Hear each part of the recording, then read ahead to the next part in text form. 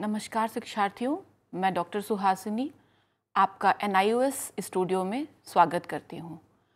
आज हम उच्च प्राथमिक स्तर पर विज्ञान शिक्षण हेतु प्रचलित एक विधि खोज उपागम के बारे में चर्चा करेंगे। खोज उपागम एक ऐसी विधि है जिसे आप विज्ञान शिक्षण हेतु उपयोग कर सकते हैं। एक शिक्षक के रूप में इस इकाई के अध्ययन के उपरांत आप क्या करने में सक्षम होंगे, उस विषय पर हम चर्चा करते हैं।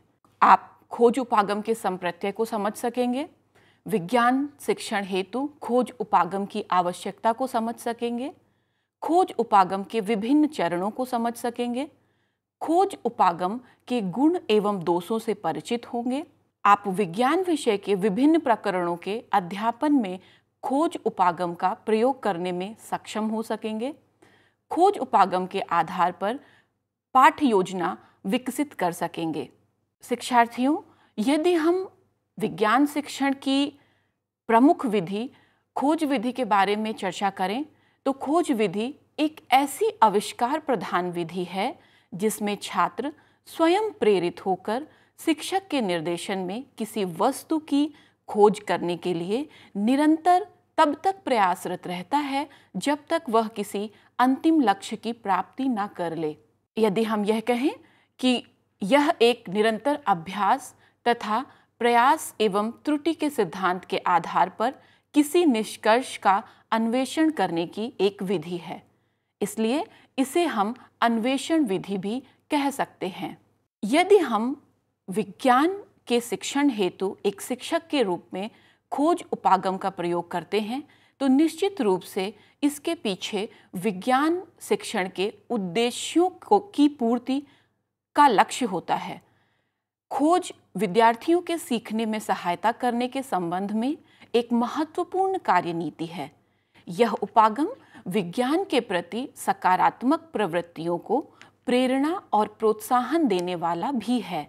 कई उद्देश्यों के लिए आप शिक्षण में प्रयोगात्मक खोज का प्रयोग कर सकते हैं। विज्ञान शिक्षण के विभिन्न उद्देश्यों को हम खोज विधि द्वारा निम्न प्रकार से समझ सकते हैं, जैसे वैज्ञानिक विधि के संबंध में विद्यार्थियों की समझ को विकसित करना, एक अवधारणा के संबंध में विद्यार्थियों की वैज्ञानिक समझ को सुदृढ़ करने में सहायता करना, विद्यार्थियों में वैज्ञानिक कौशल विकसित करना, उदाहरण के लिए एक कार्यविधि की योजना बनाना, मापना, प्रेक्षण करना और आंकड़े इकट्ठा करना, आंकड़ों को प्रस्तुत करना अथवा आलोचनात्मक मूल्यांकन करना। एक वैज्ञानिक विधि किन प्रमुख गुणों का समावेश करती है, उन्हें हम निम्न बिंदुओं के आधार पर समझ सकते हैं, जैसे एक प्रश्न की पहचान करना, एक अनुमान बताना या भविष्य कथन करना, किसी भी प्रयोग को करने से पूर्व उस प्रयोग की योजना बनाना, उस प्रयोग को क्रियान्वित करना, प्रयोग द्वारा प्राप्त प्रेक्षणों को रिकॉर्ड करना, प्रेक्षणों के आधार पर परिणामों की व्याख्या करना, परिणामों के आधार पर निष्कर्ष निकालना और उन निष्कर्ष एवं परिणामों को प्रस्तुत करना। यदि हम खोज उपागम के प्रकारों की चर्चा करें तो यह मुख्यतः 3 प्रकार का हो सकता है। पहला स्वतंत्र खोज उपागम, दूसरा निर्देशित खोज उपागम और तीसरा निगमनात्मक खोज उपागम। इसमें स्वतंत्र खोज उपागम प्रमुख रूप से वैज्ञानिकों द्वारा किया जाता है जो स्वतंत्र रूप से किसी भी समस्या पर चिंतन करते हैं तथा खोज द्वारा नए नियमों एवं सिद्धांतों को निष्कर्ष के रूप में प्रस्तुत करते हैं। निर्देशित खोज उपागम मुख्य रूप से शिक्षण अधिगम प्रक्रिया में प्रयुक्त होता है। इसमें एक शिक्षक अपने विद्यार्थियों के साथ निर्देशित तरीके से खोज का आयोजन करता है और पहले से प्राप्त नियमों एवं संप्रत्तियों का सत्यापन किया जाता है। अतः शिक्षण अधिगम प्रक्रिया में मुख्यतः हम निर्देशित खोज उपागम का प्रयोग करते हैं। अंतिम खोज उपागम निगमनात्मक खोज उपागम है जो प्रमुख रूप से निगमनात्मक चिंतन पर आधारित होता है। इस क्रम में एक शिक्षक के रूप में हमें निर्देशित खोज उपागम के विभिन्न चरणों को समझना आवश्यक है। निर्देशित खोज उपागम के आधार पर कार्य करते हुए हम प्रस्तुत चरणों के आधार पर कार्य की योजना तैयार करते हैं। सर्वप्रथम समस्या का प्रस्तुतिकरण किया जाता है। समस्या के आधार पर तथ्यों की खोज की जाती है। परिकल्पनाओं का निर्माण होता है, परिकल्पनाओं का परीक्षण किया जाता है और अगले एवं अंतिम चरण में नियम एवं निष्कर्ष निकाले जाते हैं। खोज उपागम के इन पदों को समझने के लिए हम एक छोटा सा विज्ञान प्रकरण का उदाहरण लेकर देख सकते हैं। जैसे एक विज्ञान शिक्षक के रूप में आपको शिक्षार्थियों को विलेय एवं अविलेय पदार्थों के बारे में बताना है, तो यहाँ पर एक आसान तरीका यह है कि आप अपने कक्षा में जाएं और विभिन्न प्रकार के पदार्थों के हिसाब से आप बच्चों को केवल बता दें कि यह पदार्थ पानी में विलेय है, अर्थात जब इसे पानी में डाला जाता है तो वह घुल जाता है, या कोई दूसरा पदार्थ पानी में अविलेय है, अर्थात जब उसे पानी में मिलाया जाता है तो वह पानी में नहीं घुलता। किंतु विज्ञान विषय में करके सीखने की प्रक्रिया को महत्व दिया जाता है और खोज उपागम में इस प्रक्रिया को हम पूर्णतः प्रयोग करते हैं। इसलिए इस विधि से अधिगम करने हेतु सर्वप्रथम शिक्षक विलेय एवं अविलेय पदार्थों पर समस्या का प्रस्तुतिकरण छात्रों के समक्ष करता है। उसके बाद अपने परिवेश में उपस्थित विभिन्न प्रकार के पदार्थों का संग्रह किया जाता है तथा अन्य आवश्यक उपकरण जैसे परख नली, जल आदि की व्यवस्था की जाती है। अब छात्रों को यह अवसर दिया जाता है कि वह एक एक करके विभिन्न पदार्थों को जल के साथ घोलकर स्वयं देखें कि कौन से पदार्थ जल में घुलनशील हैं, अर्थात विलेय पदार्थ हैं, तथा कौन से पदार्थ ऐसे हैं जो जल में अघुलनशील हैं, अर्थात अविलेय पदार्थ हैं। इस कार्य के लिए आप एक शिक्षक के रूप में अपने परिवेश में उपस्थित विभिन्न पदार्थों को आप छात्रों के समक्ष उपस्थित कर सकते हैं और जिसे वह बारी बारी से एक एक करके जल में घोल करके यह देख सकें कि कौन से पदार्थ विलेय हैं एवं कौन से पदार्थ अविलेय हैं। और इस प्रकार से जो प्राप्त ज्ञान है वह निश्चित रूप से छात्रों के लिए एक स्थायी ज्ञान होगा, अपितु आप केवल छात्रों को एक विलेय और अविलेय पदार्थों की सूची उपलब्ध करा देते और वह सूची उन छात्रों द्वारा याद की जानी होती और परीक्षा में उसे उसी प्रकार से लिखना होता। यदि एक शिक्षक के रूप में आप खोज उपागम से शिक्षण करते हैं तो आपको किन बातों का ध्यान रखना आवश्यक है, हम इस पर चर्चा कर लेते हैं।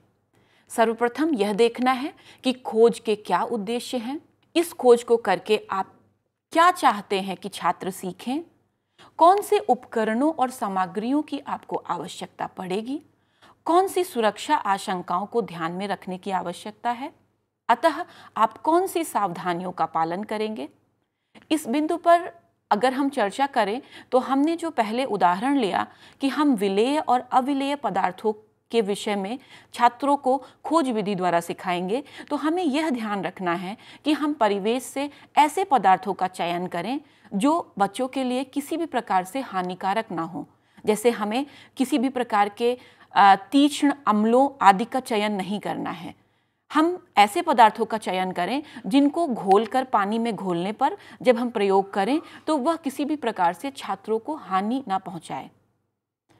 आप खोज का परिचय कैसे कराएंगे, यह भी एक आवश्यक चरण है। आप छात्रों को कैसे यह समझाने में सहायता करेंगे कि उन्हें क्या करना है। छात्र कैसे काम करेंगे, वह समूहों में काम करेंगे या जोड़ियों में काम करेंगे, यह भी एक शिक्षक के रूप में आपको खोज से पूर्व निर्धारित कर लेना होता है। जैसे जैसे खोज अग्रसर होता है, छात्रों को कौन से अभिलेख बनाने की आवश्यकता होगी, उनके काम करने के दौरान आप कौन से प्रश्न पूछ सकते हैं। खोज के पश्चात अपने छात्रों को उन्होंने जो सीखा है उसकी समीक्षा करने में सहायता करने के लिए आप क्या करेंगे। यह विभिन्न बिंदु हैं जिन्हें आपको एक प्रयोगात्मक खोज का नियोजन करने से पूर्व चिंतन करना आवश्यक है। यदि एक विज्ञान शिक्षक के रूप में आप खोज उपागम को अपने शिक्षण अधिगम प्रक्रिया में समावेशित करते हैं तो आपको यह भी पता होना चाहिए कि इस खोज उपागम के कौन कौन से गुण होते हैं। यह उपागम शिक्षण की एक मनोवैज्ञानिक विधि है। इस उपागम से छात्रों में वैज्ञानिक दृष्टिकोण का विकास होता है। खोज उपागम क्रियाशीलता के सिद्धांत पर आधारित होता है। अतः जब छात्र इस उपागम द्वारा करके सीखते हैं तो उनके द्वारा प्राप्त ज्ञान अधिक स्थायी होता है। इस विधि से अध्ययन में छात्रों में अनुसंधान प्रकृति विकसित होती है, क्योंकि आप इस विधि द्वारा अध्ययन में नियमों एवं प्रत्ययों को केवल छात्रों को बताते नहीं, अपितु छात्रों को यह अवसर प्रदान करते हैं कि वह विज्ञान विषय से संबंधित नियमों एवं प्रत्ययों को स्वयं खोज करके सीखें। इस विधि द्वारा छात्र स्वयं करके सीखते हैं, जिसमें उनमें विज्ञान विषय के प्रति रुचि उत्पन्न होती है। निश्चित रूप से यदि हम विज्ञान के शिक्षण अधिगम में केवल पुस्तकों के आधार पर विज्ञान का ज्ञान प्रदान करने की कोशिश करते हैं तो कहीं ना कहीं एक शिक्षार्थी की विज्ञान विषय के प्रति अरुचि विकसित हो जाती है। लेकिन यदि विज्ञान विषय को पढ़ाते समय हम विभिन्न प्रकार के प्रयोगों का सहारा लें एवं शिक्षार्थी को यह अवसर प्रदान करें कि वह विज्ञान के नियमों एवं प्रत्ययों का स्वयं विकास करे, वह नियमों एवं प्रत्ययों की खोज स्वयं करे, तो निश्चित रूप से एक विद्यार्थी उस विषय में रुचि के साथ कार्य करता है। इस विधि द्वारा प्राप्त ज्ञान स्थायी होगा, क्योंकि यह ज्ञान एक शिक्षार्थी ने स्वयं अपने प्रयासों से प्राप्त किया है। यह मात्र रटने की पद्धति पर आधारित नहीं है। एक शिक्षक के रूप में यदि हम चर्चा कर रहे हैं तो खोज उपागम के इन गुणों के अलावा बहुत सारे ऐसे दोष भी हैं जिन्हें हमें ध्यान में रखना होता है। यदि हम खोज उपागम की बात करें तो यह उपागम निम्न स्तर के छात्रों हेतु उपयोगी नहीं होता है, क्योंकि यदि हम निम्न स्तर के छात्रों को किसी भी विषय या प्रकरण के बारे में जानकारी दे रहे होते हैं तो यह संभव नहीं कि प्रत्येक छात्र अपनी मानसिक योग्यता के अनुसार किसी उचित नियम या निष्कर्ष को निकालने में सक्षम हो। अतः कभी कभी यह देखने को मिलता है कि हम खोज उपागम के आधार पर जब कार्य कर रहे होते हैं तो छात्रों में कुछ ऐसी निराशाजनक क्रियाएं उत्पन्न हो जाती हैं जिससे वह उस विषय में रुचि नहीं लेते हैं। यह उपागम समय की दृष्टि से भी मितव्ययी नहीं होता है, क्योंकि यदि हम विभिन्न प्रकार के खोजों का आयोजन करते हैं तो कहीं ना कहीं हमें अधिक समय किसी एक प्रकरण के लिए देना होता है। तो यदि हम विज्ञान विषय के समस्त प्रकरणों को खोज विधि द्वारा अपनाते हैं तो समस्त प्रकरणों को पूर्ण करने में अधिक समय की आवश्यकता होती है। खोज उपागम आर्थिक दृष्टि से भी खर्चीला है, क्योंकि यदि एक शिक्षक के रूप में आप अपने कक्षा में खोज उपागम के आधार पर शिक्षण करना चाहते हैं तो आपको विभिन्न पदार्थों की अपनी कक्षा में आवश्यकता होगी। जैसे अभी हमने उदाहरण में चर्चा की थी कि यदि हम विलेय और अविलेय पदार्थों के बारे में जानना चाहते हैं तो एक शिक्षक के रूप में आपको कक्षा में विभिन्न पदार्थों का संकलन करना होगा, जिनको बारी बारी से पानी में घोलकर छात्र यह सीख सकें कि कौन सा पदार्थ विलेय पदार्थ है या कौन सा पदार्थ अविलेय पदार्थ है। इस उपागम के अध्ययन में एक शिक्षक पर अधिक उत्तरदायित्व होता है तथा केवल कुशल व योग्य शिक्षक ही इसका संचालन कर सकते हैं। यदि खोज उपागम से आपको अपनी कक्षा संचालित करनी है तो एक शिक्षक के रूप में आप पर अधिक दायित्व होता है। खोज का आयोजन किस प्रकार करेंगे, उसमें किन किन सावधानियों का ध्यान रखेंगे, उनमें किन किन सामग्रियों की आवश्यकता है, इस सभी का निर्धारण एक शिक्षक के रूप में आपको करना होता है। और एक कुशल एवं योग्य शिक्षक ही इस विधि का प्रयोग अपनी कक्षा में कर सकते हैं और अधिकांश शिक्षक इस विधि का प्रयोग इस उत्तरदायित्व के कारण अपनी कक्षा में नहीं करते हैं। इस विधि से सभी पाठ्यवस्तु का शिक्षण संभव नहीं होता है। विज्ञान विषय के शिक्षण में यदि हम समस्त पाठ्यवस्तु की बात करें तो खोज उपागम के द्वारा एक कक्षा में सीमित संसाधनों के बीच हम सभी प्रकार की पाठ्यवस्तु का शिक्षण नहीं कर सकते, क्योंकि उच्च प्राथमिक स्तर पर एक कक्षा में हमारे संसाधन सीमित हैं तथा समय के अभाव में हम सभी पाठ्यवस्तु का शिक्षण इस विधि द्वारा नहीं कर सकते हैं। इस प्रकार हमने यह चर्चा की कि खोज उपागम के क्या दोष हैं एवं उसके क्या लाभ हैं। एक शिक्षक के रूप में हमने यह अध्ययन किया कि किस प्रकार हम अपनी कक्षा में खोज उपागम का प्रयोग कर सकते हैं, क्योंकि खोज उपागम के प्रयोग से विज्ञान के ज्ञान को एक शिक्षार्थी स्वयं करके प्राप्त कर रहा है और उसकी रुचि विज्ञान विषय में हो रही है, तो निश्चित रूप से हमें यह प्रयास करना चाहिए कि विज्ञान विषय के जिन प्रकरणों में संभव हो उन प्रकरणों में हम खोज उपागम का प्रयोग करें, क्योंकि खोज उपागम में एक शिक्षक और शिक्षार्थी के मध्य एक अच्छा संबंध विकसित होता है। इसलिए निर्देशित खोज उपागम के द्वारा आप अपनी कक्षा में ध्यानपूर्वक जब शिक्षार्थियों को खोज उपागम में संलग्न करते हैं तो उनमें कार्य के प्रति रुचि का विकास होता है एवं वह विज्ञान विषय में विभिन्न प्रकार के नियमों एवं प्रत्ययों का ज्ञान विकसित करने में अपने को सक्षम महसूस करते हैं। इसलिए यह आवश्यक है कि आप कक्षा में विज्ञान शिक्षण हेतु इस उपागम का प्रयोग विभिन्न प्रकरणों पर करते रहें। धन्यवाद।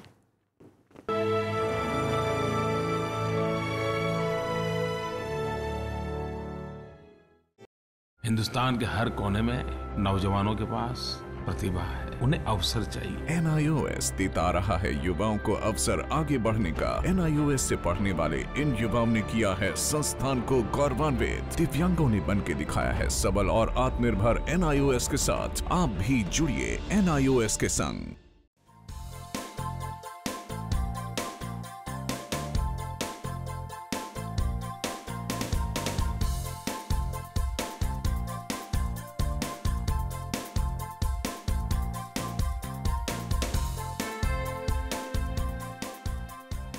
घर बैठे पाएं राष्ट्रीय मुक्त विद्यालय शिक्षा संस्थान यानी NIOS में एडमिशन, वो भी एकदम आसान तरीके से, जिससे शिक्षार्थियों को होगी समय और धन दोनों की बचत।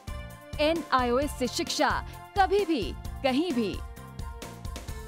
शिक्षार्थियों, क्या आप जानते हैं NIOS में एडमिशन लेने का सरल और सुगम तरीका, जिससे शिक्षार्थियों को ऑनलाइन प्रवेश लेने में सहूलियत मिलती है।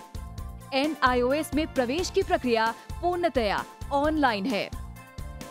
शिक्षार्थी घर बैठे इंटरनेट द्वारा प्रवेश के लिए सबसे पहले NIOS की वेबसाइट www.nios.ac.in पर लॉगिन करें। अपना ईमेल आईडी और पासवर्ड डालकर अपना पंजीकरण करें। पंजीकरण के बाद लॉगिन करने पर ऑनलाइन प्रवेश हेतु आवेदन पत्र खुलेगा। आवेदन पत्र को निर्देशानुसार भरें और प्रिंट आउट लें। इस प्रिंट आउट पर अपनी फोटो संलग्न करें। ऑनलाइन प्रवेश के लिए शुल्क हेतु भुगतान के तरीके हैं: क्रेडिट कार्ड के द्वारा, डेबिट कार्ड के द्वारा, राष्ट्रीयकृत बैंक के ड्राफ्ट के माध्यम से, जो कि सचिव NIOS नई दिल्ली या नोएडा के पक्ष में देय हो।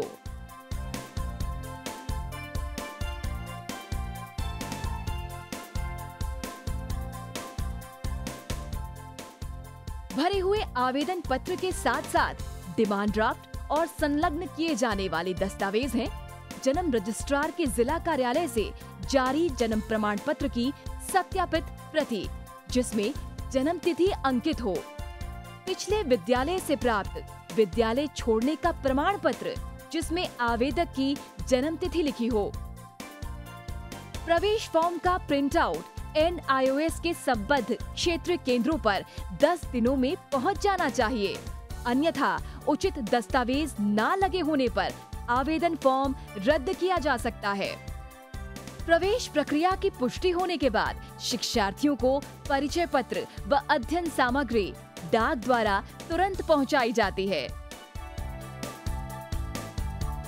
ऑनलाइन प्रवेश एक बहुत ही सुगम और सुविधाजनक प्रवेश प्रणाली है। Online on time for safe and secure admission.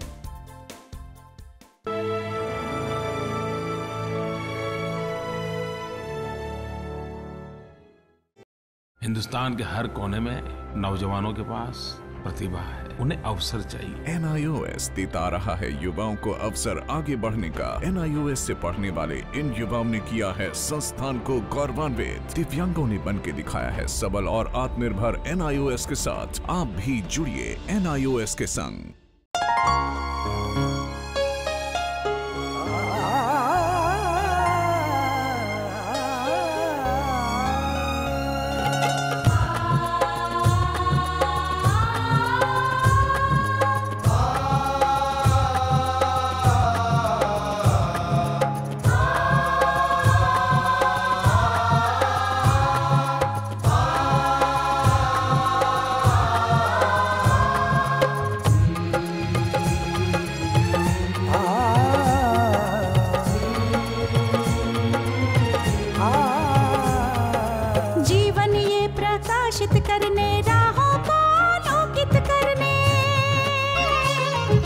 जीवन ये प्रकाशित करने, राहों को आलोकित करने, हम अपना दीपक स्वयं बने, हम अपना रास्ता स्वयं चुने।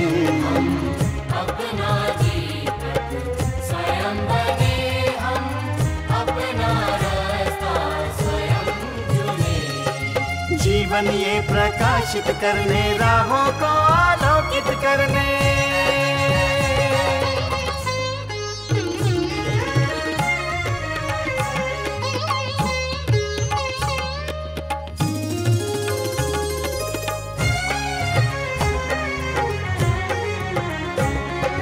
धन साधन समय की सीमा से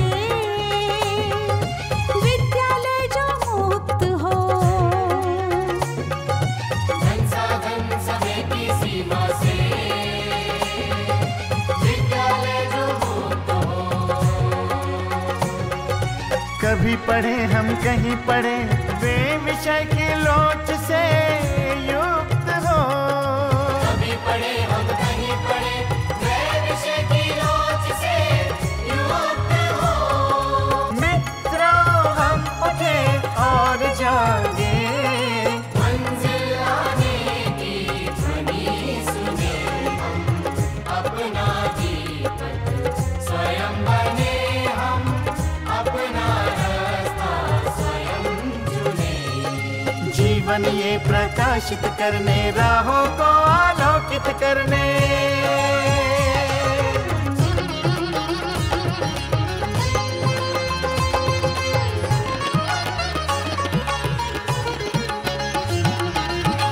राष्ट्रीय मुक्त विद्यालय का है द्वार खुला सबकी खातिर।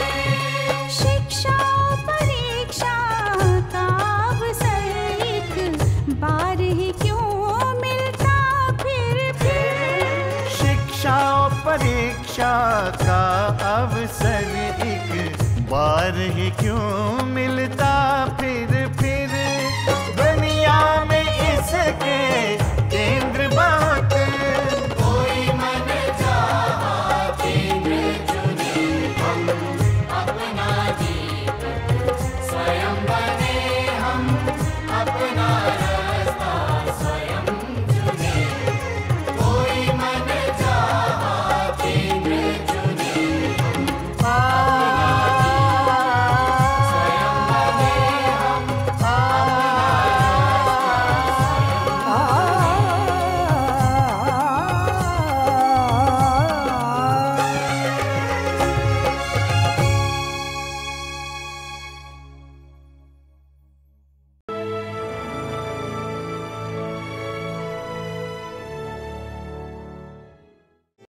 हिंदुस्तान के हर कोने में नौजवानों के पास प्रतिभा है, उन्हें अवसर चाहिए। NIOS देता रहा है युवाओं को अवसर आगे बढ़ने का। NIOS से पढ़ने वाले इन युवाओं ने किया है संस्थान को गौरवान्वित। दिव्यांगों ने बन के दिखाया है सबल और आत्मनिर्भर। NIOS के साथ आप भी जुड़िए NIOS के संग।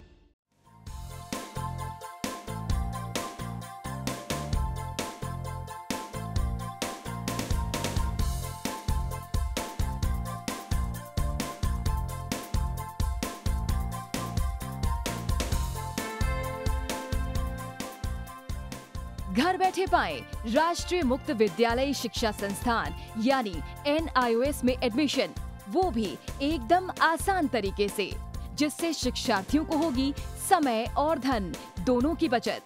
NIOS से शिक्षा कभी भी कहीं भी।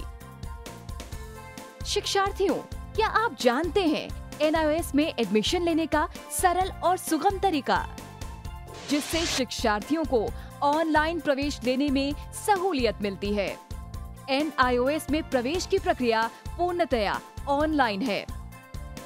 शिक्षार्थी घर बैठे इंटरनेट द्वारा प्रवेश के लिए सबसे पहले NIOS की वेबसाइट www.nios.ac.in पर लॉगिन करें।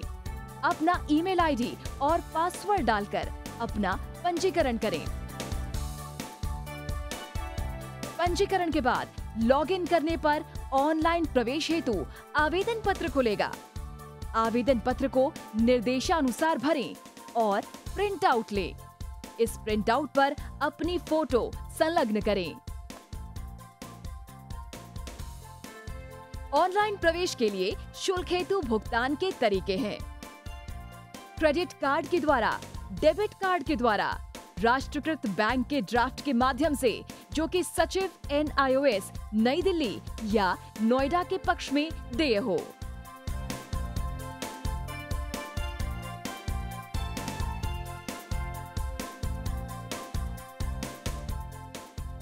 भरे हुए आवेदन पत्र के साथ साथ डिमांड ड्राफ्ट और संलग्न किए जाने वाले दस्तावेज हैं: जन्म रजिस्ट्रार के जिला कार्यालय से जारी जन्म प्रमाण पत्र की सत्यापित प्रति, जिसमें जन्म तिथि अंकित हो, पिछले विद्यालय से प्राप्त विद्यालय छोड़ने का प्रमाण पत्र, जिसमें आवेदक की जन्म तिथि लिखी हो। प्रवेश फॉर्म का प्रिंट आउट NIOS के संबद्ध क्षेत्रीय केंद्रों पर 10 दिनों में पहुंच जाना चाहिए, अन्यथा उचित दस्तावेज न लगे होने पर आवेदन फॉर्म रद्द किया जा सकता है। प्रवेश प्रक्रिया की पुष्टि होने के बाद शिक्षार्थियों को परिचय पत्र व अध्ययन सामग्री डाक द्वारा तुरंत पहुंचाई जाती है। ऑनलाइन प्रवेश एक बहुत ही सुगम और सुविधाजनक प्रवेश प्रणाली है। Online on time for safe and secure admission.